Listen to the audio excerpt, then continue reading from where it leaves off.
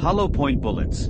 The full truth behind America's most controversial ammunition. Have you ever heard of a bullet so controversial, so debated, that it's been banned in war zones, but embraced by police and civilians alike back home? That bullet is the hollow point, and today, we're going deep into its origins, its design, its price, and why it remains one of the most talked about pieces of ammunition in modern history. At first glance, a hollow point doesn't look all that different from any other bullet. But look closer at the tip, and you'll notice something that sets it apart: a small concave cavity at the center. It might seem like a manufacturing defect, but that hollow tip is engineered with purpose, and that purpose is devastation. When a standard full metal jacket, FMJ, bullet hits a target, it tends to pass straight through, especially if it's high velocity. That can mean less internal damage, but also a much higher risk of the bullet exiting and harming something, or someone, behind the intended target. Hollow points, on the other hand, are designed to do the opposite. When they enter soft tissue, hydraulic pressure builds inside the cavity, causing the lead core to mushroom outward. This rapid expansion creates a wider wound channel, transfers more kinetic energy, and almost always prevents the bullet from exiting the body. But how did this design come to be? Let's rewind to the late 19th century, during British colonial wars in India. British soldiers were facing opponents who, despite being shot by then-standard bullets, continued charging. They needed ammunition that could incapacitate faster.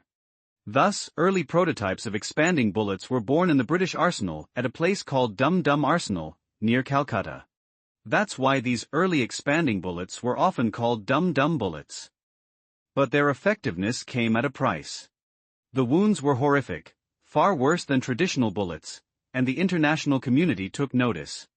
In 1899, the Hague Convention officially banned the use of expanding bullets in international warfare. Yet, interestingly, this ban did not extend to police, civilians, or domestic law enforcement.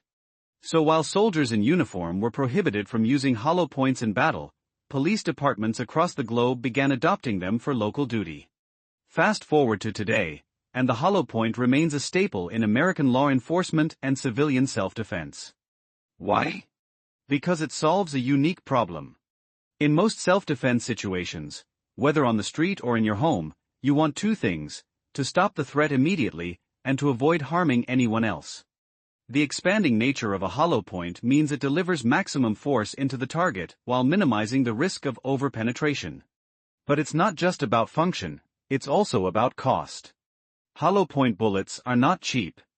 Compared to standard FMJ rounds, which can cost as little as $0, $30, 50 each, high-quality hollow points often run between $0, 75 to $1, 50 per round, depending on brand and design.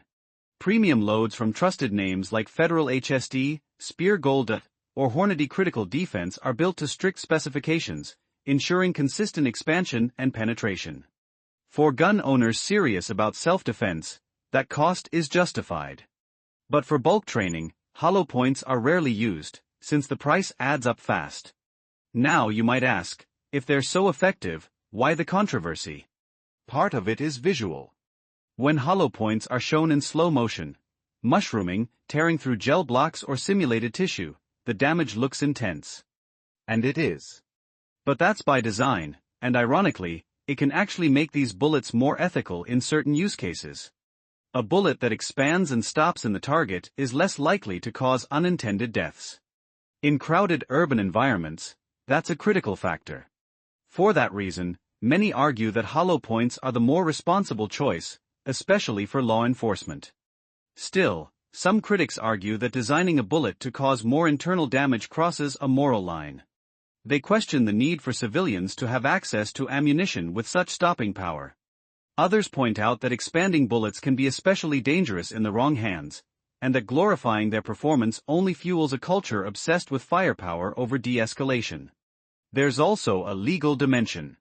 In New Jersey, for example, civilians can purchase hollow point ammo, but only under strict rules. In San Francisco, hollow points were restricted for city employees. But across most of the U.S., they remain fully legal and widely available. So where does that leave us? Like many things in the world of firearms, hollow points aren't just technical tools, they're symbolic. They represent a choice: power versus precision, lethality versus control, myth versus science. And depending on where you stand, they're either the most dangerous bullets on the street, or the safest option available. So now it's your turn. Speech balloon, what do you think?